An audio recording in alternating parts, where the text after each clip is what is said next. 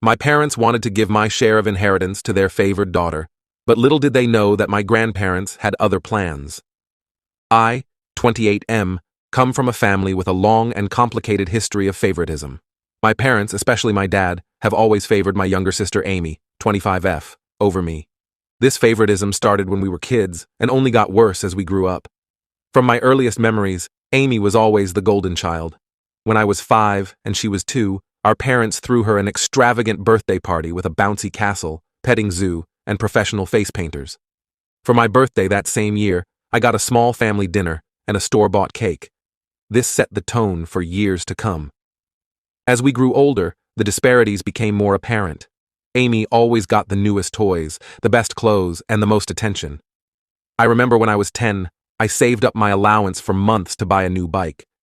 When Amy saw it, she threw a tantrum because she wanted one too. Instead of teaching her about saving or waiting, my parents immediately went out and bought her an even better bike than mine. School was another arena where the favoritism shone through. My parents went to all of Amy's school events, but often missed mine.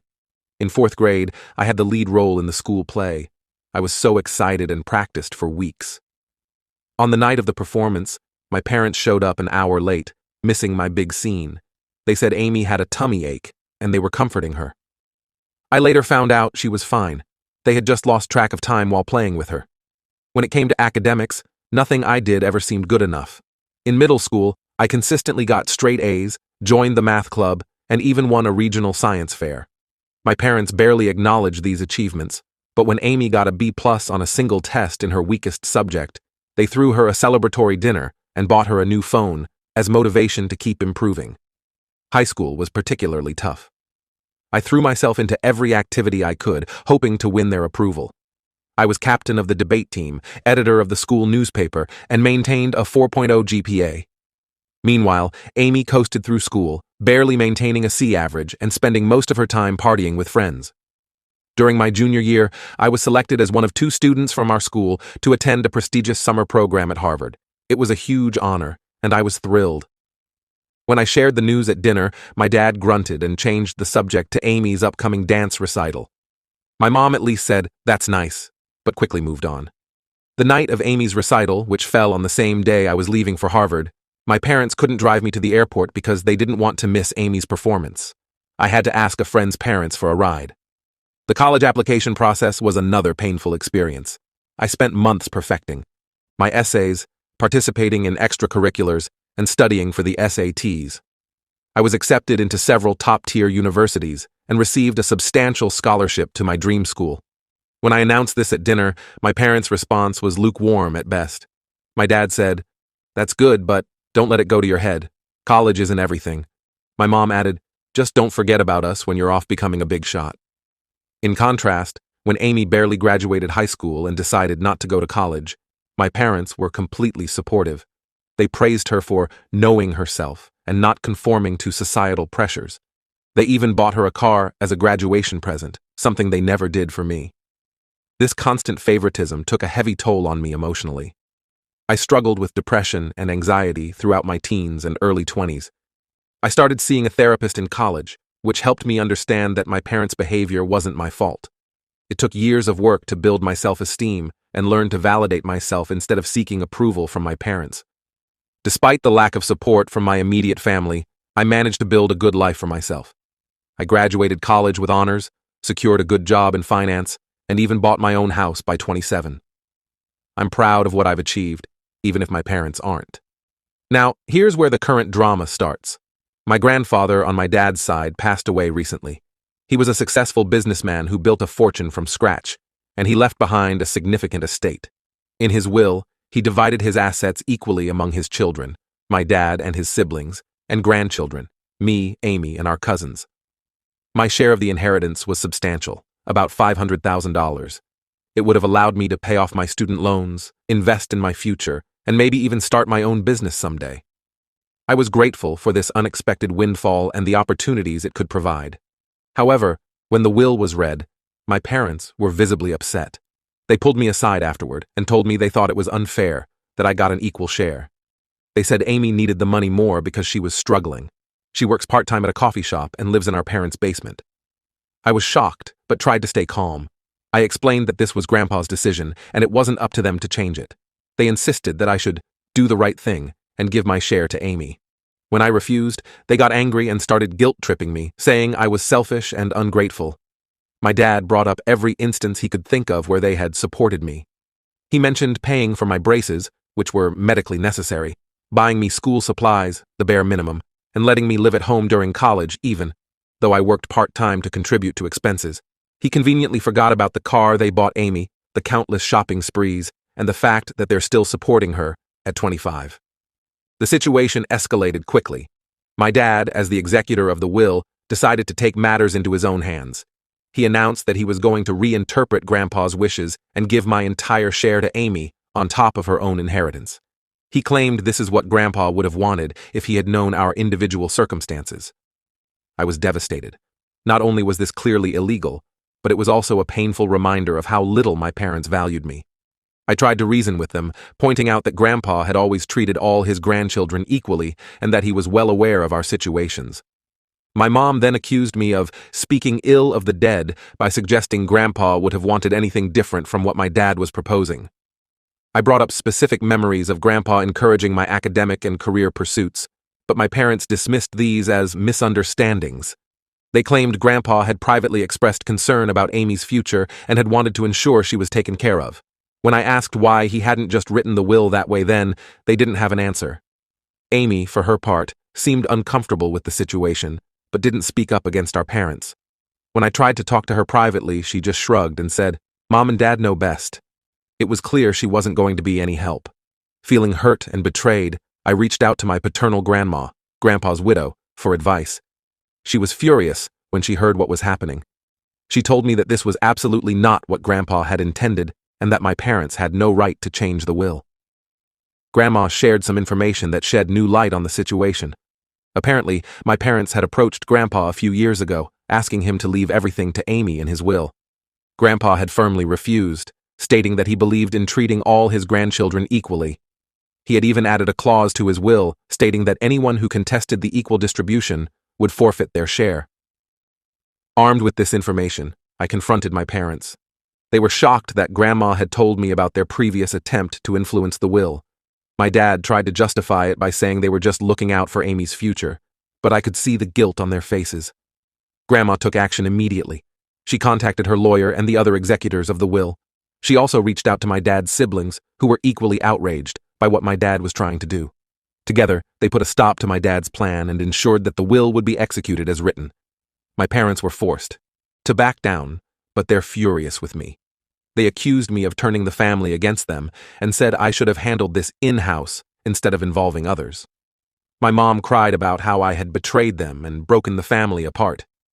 My dad threatened to cut me out of their will entirely, to which I responded that I had never expected anything from them anyway. They're now threatening to cut me off completely if I accept their money, as they see it. My dad even went so far as to say that if I take the inheritance, I'm no longer welcome in their home. My mom, in a particularly low blow, said that my acceptance of the money shows that I never really loved them and was just waiting to cash in on their deaths. The extended family is divided on the issue. Some of my cousins are supportive, recognizing the long-standing favoritism and praising me for standing up for myself. Others think I should have just given in to keep the peace, saying that family harmony is more important than money. My dad's siblings are firmly on my side, but this has caused tension between them and my parents. Amy is caught in the middle of all this. She told me privately that she didn't ask for this and feels guilty, but she's not willing to stand up to our parents. I don't blame her entirely. She's been conditioned her whole life to rely on them and seek their approval. Still, a part of me wishes she would support me just this once. This situation has brought up a lot of old pain and resentment. I find myself thinking back to all the times I was overlooked or dismissed in favor of Amy. The birthday parties I didn't have, the school events my parents missed, the achievements that went unrecognized. It's like a lifetime of unfairness is coming to a head in this one event. I'm standing my ground and plan to accept my inheritance as Grandpa intended, but the whole situation has created a huge rift in the family. My parents are barely speaking to me, and family gatherings have become tense and uncomfortable. Last week, I skipped our monthly family dinner for the first time ever because I couldn't face the cold shoulders and accusatory glares. Despite the drama, a small part of me feels empowered. For the first time in my life, I'm standing up to my parents' unfair treatment. I'm asserting my worth and refusing to be sidelined. It's terrifying and liberating at the same time. I believe I'm in the right here, but the family drama is taking a toll on me. I've started having anxiety attacks again, something I haven't experienced since college. I'm considering going back to therapy to help deal with all this stress. Am I the asshole for accepting my inheritance and not giving in to my parents' demands? Should I have just given Amy the money to keep the peace? I'm tired of being the family scapegoat, but I'm also scared of losing my family entirely. Any advice or perspective would be appreciated. Update. It's been about 6 months since my original post, and a lot has happened. I want to thank everyone for their support and advice. It really helped me stay strong during a difficult time. First, let me address the legal side of things. As many of you suggested, I did consult with a lawyer of my own. He confirmed that what my dad tried to do was indeed illegal and that I had every right to my inheritance. He helped me document everything and prepared to take legal action if necessary. Thankfully, it didn't come to that. My grandma and her lawyer, along with my dad's siblings, managed to sort things out without going to court. The will was executed as written, and I received my full inheritance. My dad was removed as an executor due to his attempt to manipulate the will. This process took several weeks and was incredibly stressful. There were tense meetings, heated phone calls, and even a few threats of lawsuits from my parents. But in the end, the law was clear, and they had to back down. The family fallout, however, has been significant and is still ongoing. My parents initially doubled down on their position. They accused me of being greedy and uncaring towards my sister. They even tried to rally other family members against me, spreading rumors that I had somehow tricked or manipulated Grandpa into leaving me money. Fortunately, most of the family saw through their manipulation. There was one particularly ugly incident at a family gathering about a month after the will was settled. My parents showed up uninvited. My aunt was hosting and hadn't asked them to come, and caused a scene. My dad started yelling about how I had stolen from Amy and corrupted Grandma against them. My mom dramatically threw an old photo album at my feet, saying I had destroyed all these happy memories. It was embarrassing and painful, and it took several relatives to calm the situation and ask my parents to leave. My grandma, bless her heart, became my strongest advocate through all of this. She shared stories about how my grandfather had always been proud of my accomplishments and how he specifically wanted to ensure all his grandchildren had equal opportunities. She even revealed that Grandpa had kept a scrapbook of my achievements, newspaper clippings of academic awards, copies of my college acceptance letters, and even the program from that school play my parents had been late to. This revelation was both heartwarming and heartbreaking. Grandma also took it upon herself to set the record straight with the extended family. She called a family meeting, excluding my parents, where she laid out the whole history of my parents' favoritism, including incidents I had long forgotten or never even knew about. It was vindicating to have someone finally acknowledge the unfairness I had experienced for years, but it also opened old wounds. As for my sister Amy, she finally found her voice in all this. After some soul-searching and several long conversations with our grandma, she approached me privately and apologized for not standing up for me earlier. She admitted that she knew our parents' favoritism was wrong but had been too afraid to challenge it. We had a long, emotional talk about our childhood and how it affected both of us. Amy confessed that being the favorite child wasn't as great as it seemed. She felt immense pressure to live up to our parents' expectations and never learned how to stand on her own 2 feet. She shared stories of times she wanted to achieve things on her own, but our parents would swoop in and do everything for her, robbing her of the chance to grow and learn from her mistakes. This conversation was a turning point for our relationship. We started to rebuild the sibling bond that had been damaged by our parents' favoritism. We've been meeting regularly for coffee, just the 2 of us, to talk and support each other through this family upheaval. Amy surprised everyone by announcing that she was going to use her inheritance to go to college. She said watching me stand up for myself inspired her to take control of her own life. She enrolled in a local community college to start, with plans to transfer to a 4-year university once she figures out what she wants to study. Our parents were shocked. I think they realized their babying hadn't done Amy any favors. My parents' reaction to all this has been mixed and evolving. At first, They were furious with both of us. They accused me of turning Amy against them and tried to guilt her into giving up college to support the family. When that didn't work, they switched tactics. My mom, after several long conversations with my grandma and witnessing the positive changes in Amy, started to see how their behavior had been harmful. She's taken some tentative steps towards reconciliation, even going so far as to start therapy to work on her issues. She reached out to me to apologize, admitting that she had been unfair and asking for a chance to make things right. It's a slow process, and I'm cautiously optimistic, but I'm also maintaining firm boundaries. My dad, unfortunately, has been less willing to admit any wrongdoing. He's still angry and feels like he's the victim in all this. He's barely speaking to me and has been cold towards Amy since she decided to go to college. He's made a few attempts to manipulate us, promising to forgive us if we just admit we were wrong, or threatening to sell our childhood home if we don't come to our senses. We're both standing firm, but it's painful to watch him push away both his children like this. The extended family dynamics have shifted significantly.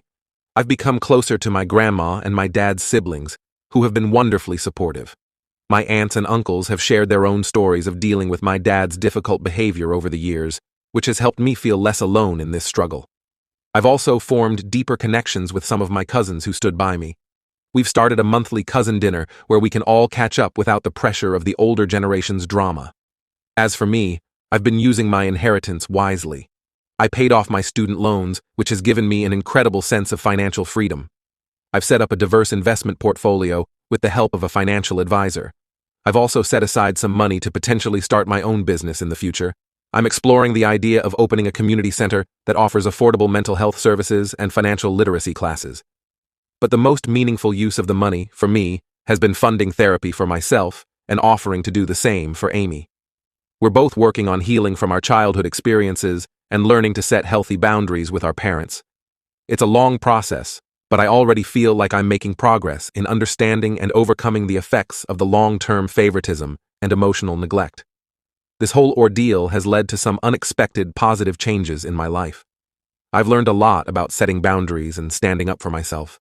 It hasn't been easy, and there are still tough days, but I know I did the right thing. I'm proud of myself for not giving in to the pressure and guilt. One of the most surprising outcomes has been a shift in my career goals. Dealing with all this family drama and going through therapy has made me realize how passionate I am about helping others who have experienced similar family dynamics. I'm now considering going back to school to become a family therapist specializing in adult children of emotionally immature parents. I've also started volunteering at a local youth center, mentoring kids from difficult family backgrounds. It's incredibly rewarding to be able to provide the kind of support and encouragement I wish I had had as a child. I'm even thinking about using some of my inheritance to set up a scholarship fund for kids from similar situations. My relationship with Amy has continued to improve. We've started a tradition of having a siblings day once a month, where we do something fun together, just the two of us. Last month we went hiking and had a picnic, and it was the most relaxed and connected we've felt since we were little kids. We're slowly rebuilding our relationship on our own terms, without our parents' influence. As for my parents, things are still complicated. My mom has been making efforts to repair our relationship. She's been attending therapy regularly and has even started to acknowledge some of the harm her favoritism caused. We've had a few one-on-one lunches where we've had some honest, albeit difficult, conversations about our past and how we can move forward. It's not perfect, but it's progress. My dad, however, remains resistant to change. He still maintains that he did nothing wrong and that Amy and I are being ungrateful. He's missed several family events because he refuses to be in the same room as me. It hurts, but I'm learning to accept that I can't control his reactions or force him to see things differently. Grandma has become a rock for both Amy and me. She's been sharing more stories about our grandfather and how proud he would be of us for standing up for ourselves. She's also been a great mediator in family conflicts, always advocating for fairness and understanding. The whole experience has taught me a lot about the true meaning of family. I've realized that sometimes the family you choose can be more supportive than the one you're born into. I've formed closer bonds with my aunts, uncles, and cousins who stood by me, and I've even developed a close-knit group of friends who have been incredibly supportive throughout this ordeal. I've also learned the importance of self-care and setting boundaries. I no longer feel guilty for prioritizing my own well-being. and I'm getting better at saying no to situations that are harmful to my mental health. I've even started exploring new hobbies and interests that I had always put off because I was so focused on trying to win my parents' approval. To those who are in similar situations, I want to say, don't let anyone make you feel guilty for receiving what's rightfully yours. It's okay to stand up for yourself, even if it causes conflict. Family dynamics can be complicated, but you deserve to be treated with respect and fairness. Remember, it's never too late to start healing and building the life you deserve. Seek therapy if you need it, surround yourself with supportive people, and don't be afraid to set boundaries. Your worth isn't determined by how your family treats you, but by who you are as a person. Thank you again to everyone who offered advice and support. It meant more than you know during a really difficult time. While the journey hasn't been easy, I'm looking forward to the future with a sense of optimism and self-assurance I haven't felt in years. I'm excited to see where this new chapter of my life will lead, and I'm committed to breaking the cycle of favoritism and creating healthier relationships in my own future family.